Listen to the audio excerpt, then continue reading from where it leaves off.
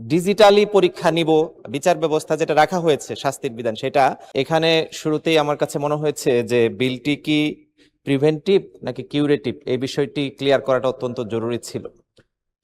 বিশেষ করে অপরাধ হওয়ার আগেই কিভাবে প্রশ্নপত্র নিরাপদ রাখা যায়, সেই বিষয়গুলো আমাদের জন্য খুব বেশি জরুরি।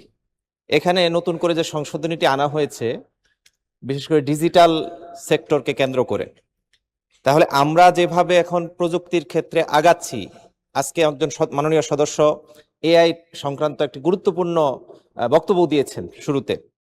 সেই জায়গায় কিন্তু আমাদের দিনকে দিন এমন হচ্ছে যে আমরা ডিজিটালি পরীক্ষা নিব, একটা সময় এরকম আসবে যে আমাদের ছেলেমেয়েরা সবাই অনলাইনে বসেই পরীক্ষা দেবে।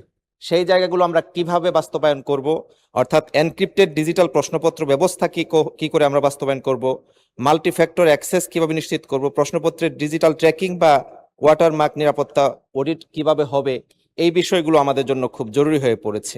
পাশাপাশি এখানে আইনের সীমা পরিসীমা, বিচার ব্যবস্থা যেটা রাখা হয়েছে শাস্তির বিধান, সেটা বাস্তবায়নের সময়সীমাটা নির্ধারণ করে দেওয়া হয়নি আইনে। পরীক্ষা গ্রহণকারী প্রতিষ্ঠানের জবাবদিহিতা কি, সেই বিষয়টিও এখানে আমার কাছে মনে হচ্ছে যে আরো বেশি স্পেসিফাই হওয়াটা জরুরি।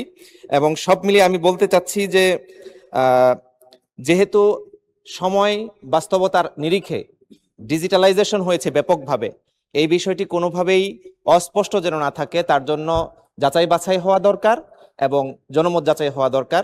আপনাকে ধন্যবাদ জানাচ্ছি মাননীয় স্পিকার।